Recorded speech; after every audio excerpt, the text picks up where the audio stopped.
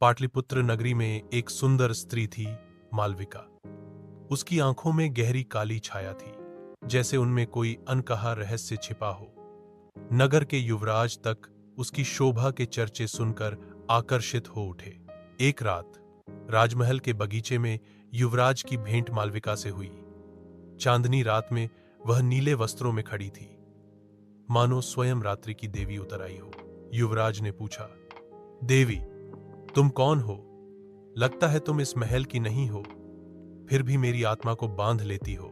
मालविका ने मुस्कुराते हुए कहा, मैं कौन हूं यह जानने की तुम्हें आवश्यकता नहीं, पर यह जान लो कि मैं तुम्हें चाहती भी हूं और तुमसे डरती भी। युवराज मोहित हो गए। दोनों की भेंट गुप्त रूप से चलती रही, पर हर बार वह स्त्री आने से पहले और जाते समय चारों ओर चौकन्नी निगाहों से देखती, जैसे कोई उसका पीछा कर रहा हो।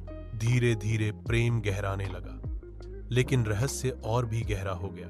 एक दिन युवराज ने उसका हाथ पकड़कर कहा, सत्य बताओ, आखिर तुम कौन हो? मालविका की आंखें भर आईं। उसने धीमी आवाज में कहा, मैं उसी व्यापारी की पत्नी हूं जिसे तुम्हारे पिता ने देशद्रोह का दोषी मानकर कारागार में डाल दिया है।